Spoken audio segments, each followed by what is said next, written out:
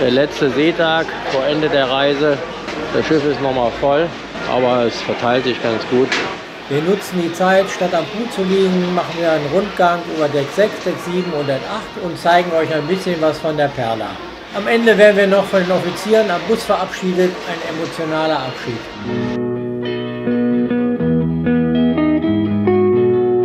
Ja, Deck 6 und Deck 7 sind so die Hauptdecks hier, wo auch alle Restaurants sind. Und wir werden einfach mal hier lang gehen, um mal zu zeigen, wie die Größenordnung des Schiffes überhaupt ist. Wir beginnen hier auf Deck 7. Ganz vorne ist der Spa und auch die Trainingsräume. Dann haben wir sogar einen Lego-Shop.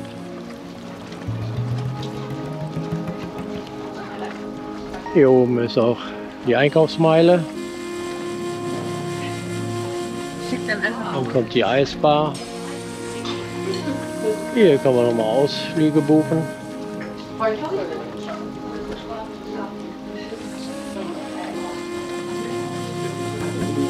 Hier ist auch nochmal Ausflüge, kann man sich auch Sachen leihen, Schnorchelausrüstung.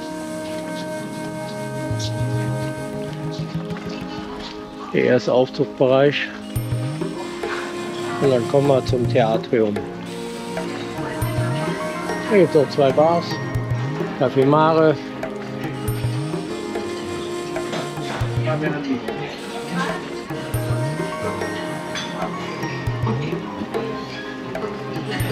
Das Theatrium, so der Mittelpunkt jedes AIDA-Schiffes.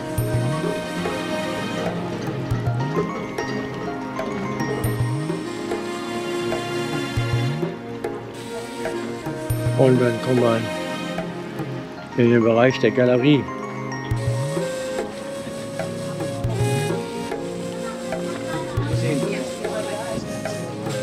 Die nimmt hier auf der AIDA einen ziemlich großen Bereich ein. Da kann man Bilder ersteigern oder kaufen.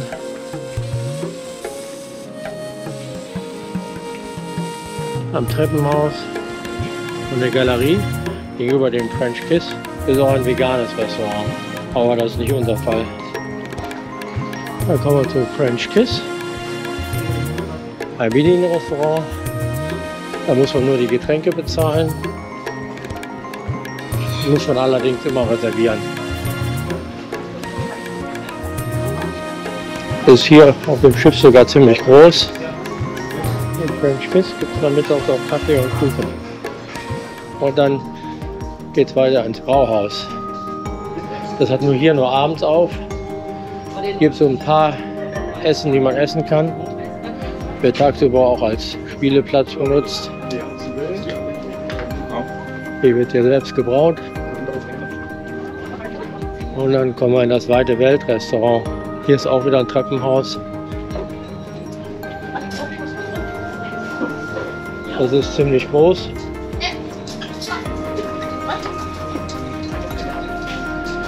Hier kommen wir raus.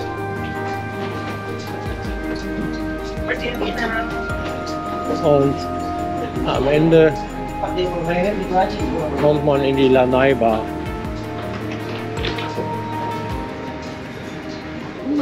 Da trifft man sich öfters abends gerne zum Drink, bevor man zum Essen geht oder auch danach.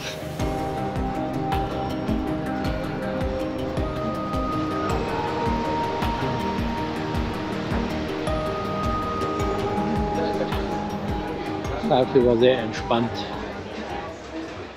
Auf Deck 6 ist das gleiche und da starten wir in der Champagnerbar und gehen dann nach hinten. Ist hier alles sehr gediegen. Spraybar. Hier treten abends immer Sänger auf.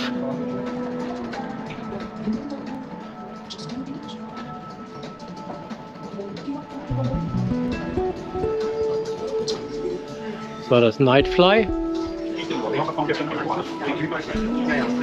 Und jetzt können wir über zwei Wege zum Theatrium. Entweder hier am Schmuckladen durch das Casino oder hier in der Tapas Bar.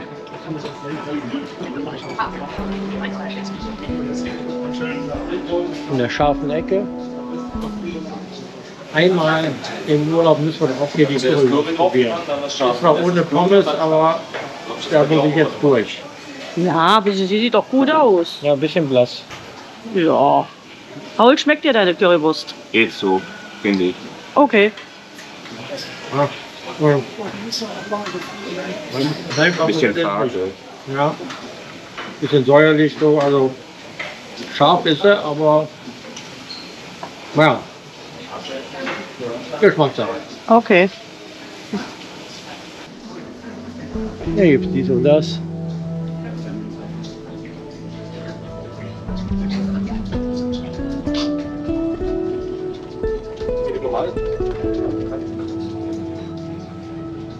Hallo und herzlich willkommen heute hier auf Curaçao.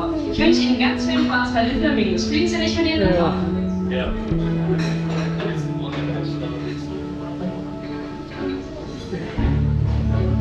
Hier ist der Unterbereich des Theatriums. My name is Stevie, and I'm from the beautiful island of Curacao.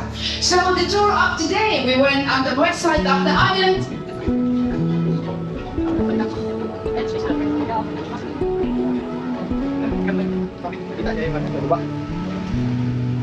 Hier kommen wir auch raus aufs Deck.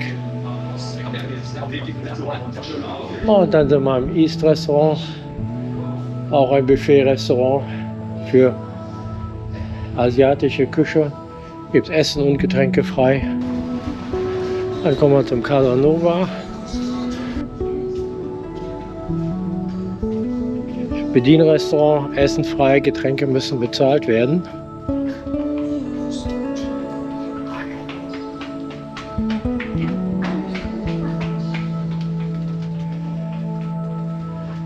Und dann kommen wir zu dem Buffet-Restaurant Belladonna. Für mich persönlich die leckersten Speisen, aber auch immer sehr gut besucht. Und versteckt dahinter ist dann das Marktrestaurant. Das hat jetzt noch zu, aber da kann man auch bis ans Ende des Schiffes gehen und sich hinsetzen. Auf Deck 8 gibt es dann den richtigen Spa. Und wir gehen jetzt auch mal ein Stück weiter. Hier ist noch ein halbes Schiff verfügbar. Hier gibt es auch teilweise Kabinen, sodass man nicht ganz durchlaufen kann. Wir sind hier im oberen Bereich des Theatriums. Das hat ja 3 Stockwerke zum Schauen. Natürlich auch wieder eine Bar. Auf der anderen Seite des Theatriums geht es zur Winothek und zum Buffalo Steakhouse. Hier kann man sich natürlich anschauen, was man so alles bestellen kann.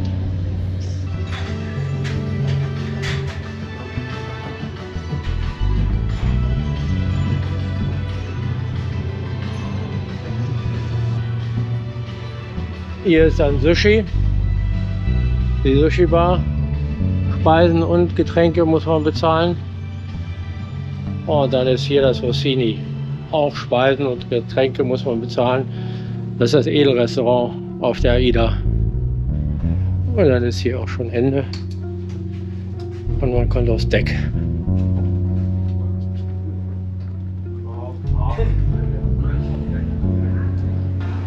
Hier im 8 haben wir noch Kabinen, die direkt am Deck sind, wo man Leute hat, die vor der Kabine herlaufen, und auch einige Whirlpools.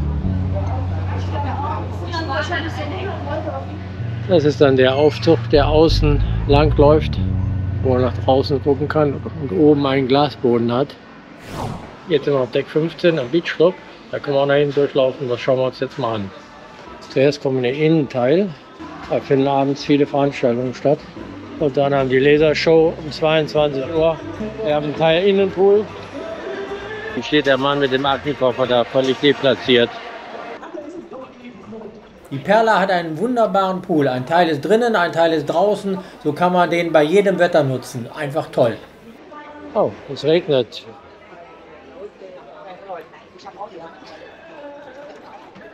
Wir schauen mal kurz auf den Balkon der Kabine 16207. In der Kabine hier im 16. kann man natürlich immer den Captain beim Auslaufen und Anlegen beobachten. Natürlich auch nicht schlecht. Die Kabine hat einen Zugang zum Patio-Deck.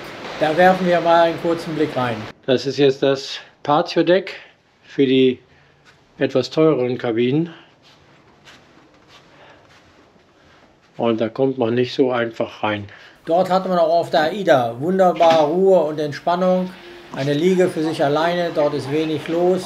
Man hat einen wunderschönen Blick nach vorne. Der Pool ist allerdings nur vorgetäuscht. Ansonsten ist das nichts für uns, weil wir lieben ja die AIDA gerade wegen dem Trubel und der Action. Und hier ist natürlich dann, da sieht man auch an den Handtüchern schon, dass es anders ist.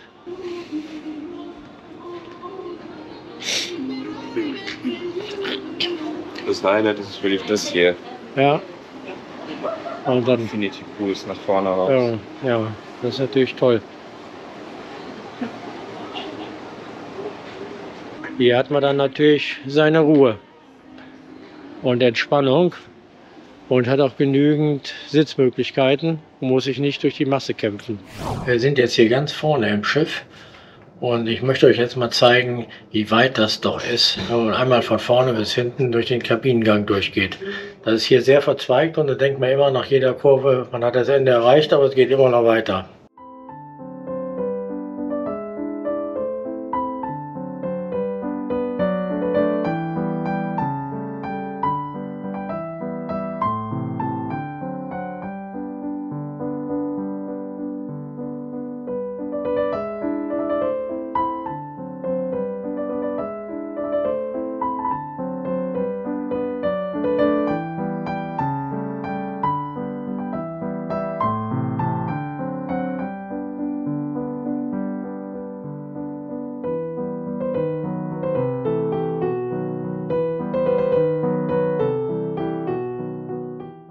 Ja, so über 300 Meter sind schon ganz schön lang und man hat ja nicht einen geraden Gang, sondern verwinkelt und das kommt einem immer sehr, sehr lange vor. Hier auf Deck 4 sieht man, einmal kann man komplett durchgehen.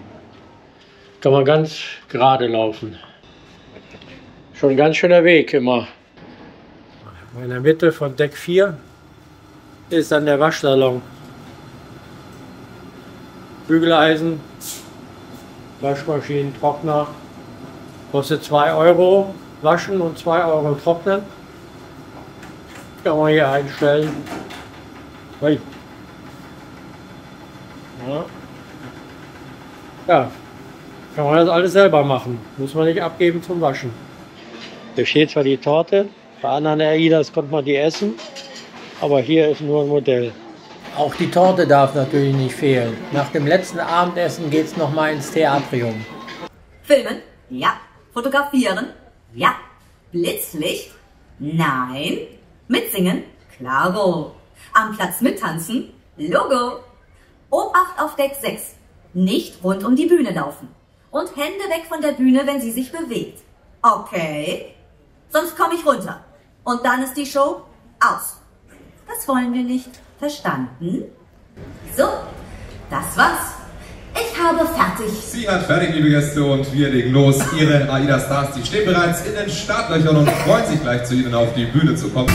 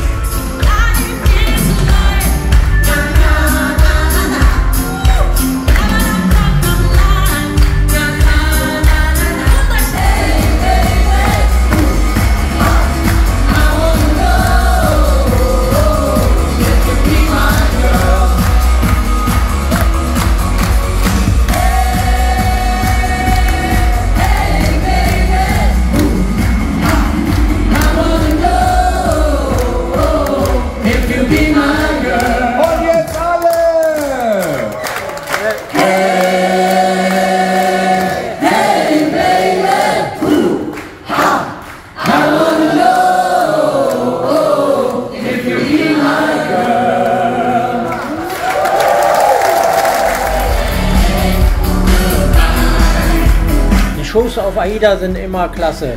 Das sieht man schon daran, wie das Publikum mitgeht und Spaß hat.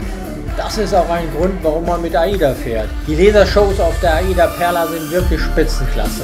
Das macht wieder jeden Tag Freude und das muss man einfach live miterlebt haben.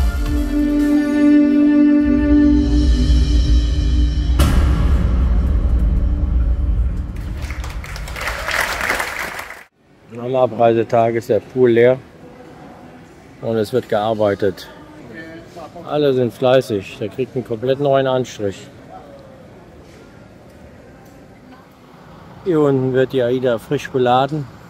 Da hinten steht auch jede Menge Container. Hier ist das Terminal mit den Geschäften und ganz hinten gibt es noch einen Pool. Da kann man hingehen, wenn man jetzt hier weiterfährt und nicht hier an den Pool gehen kann. Wird auch alles neu gemacht. So, jetzt sind wir hier am Pier 3. Man kann sehen, die Massen stürmen alle rein und raus.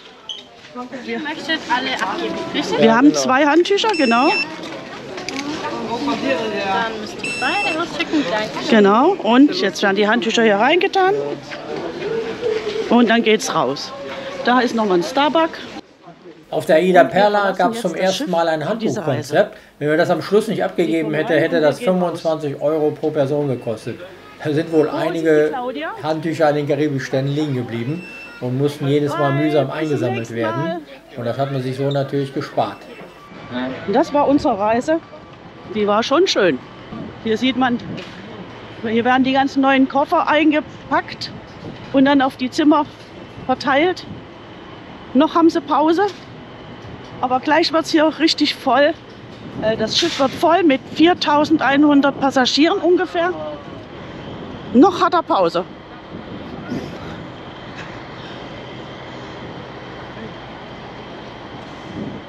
So sieht man sich wieder. War so aber gar nicht geplant. War nämlich hier auch am Café Mara, hat am Kaffee getrunken. Man sieht auch hier, dass das alles neu beladen wird. Die ganzen Lebensmittel werden aus Deutschland angekarrt und hier aufs Schiff gebracht. Hier in La Romana hat sich viel getan, das gefällt mir richtig gut.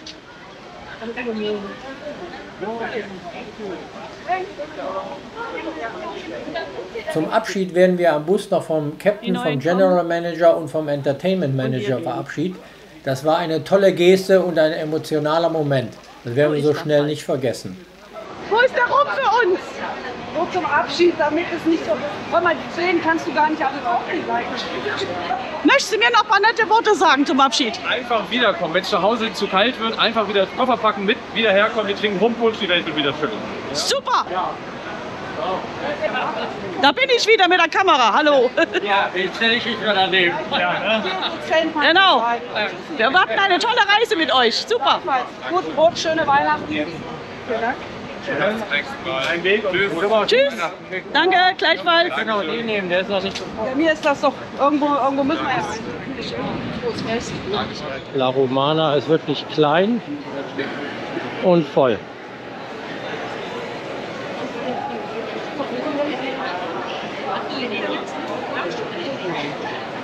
Und unsere Condor ist gerade aus Düsseldorf geradeaus gekommen und parkt jetzt hier ein. Das ist unser Flieger. Ein Condor-Stau. Die Frankfurter Maschine muss erst Platz machen, damit die aus Düsseldorf einparken kann. Das war unsere Traumreise durch die Karibik. Die AIDA Perla war genau das richtige Schiff. Diese Reise kann ich wirklich jedem empfehlen und wir kommen sicherlich irgendwann noch mal wieder, weil hier ist es einfach toll. Ja, lecker, lecker, lecker. Es gibt wieder was zu futtern. Die kleine Garnele.